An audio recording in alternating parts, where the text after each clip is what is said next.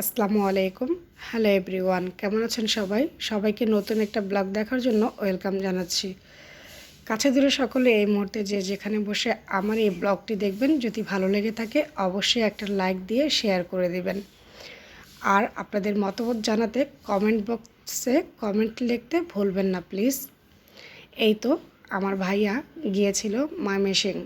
আসলে আমাদের ময়মনসিং কেউ থাকে না, কিন্তু ভাইয়া যে ড্রাইভার আছে তার বাড়ি ময়মনসিং, আর আমার ভাবির বাপের বাড়িও ময়মনসিং।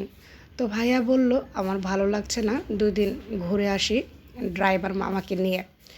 তখন ভাইয়া, ভাবি আর ড্রাইভার মামা চলে গেল ময়মনসিং। ভাবিকে বাপের বাড়িতে রেখে ভাইয়া ড্রাইভার মামার বাড়িতে চলে গিয়েছে। আপন মানুষের থেকে পর মানুষগুলো কত ভালো, ঠিক তাই না? দেখুন, রক্তে রক্তের সাথে বেইমানি করে, আপন মানুষগুলো আপন মানুষকে হিংসা করে। এটাই হলো দুনিয়ার নিয়ম।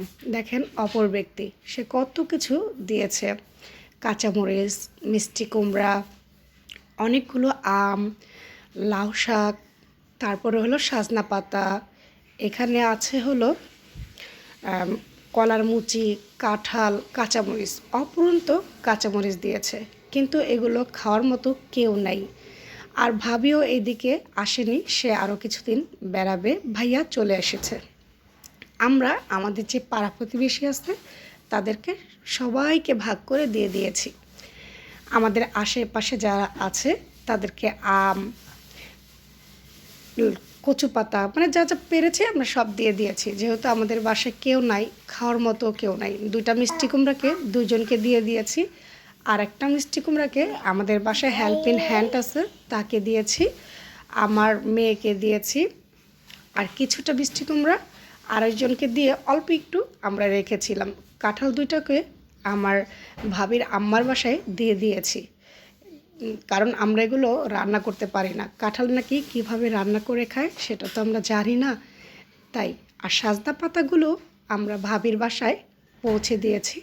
সব মিলিয়ে কেমন হয়েছে ব্লগটি অবশ্যই জানাতে ভুলবেন না। আমার ভয়েসটা ভারী হয়ে গিয়েছে, যার বুঝতে সমস্যা হবে স্কিপ করে যাবেন।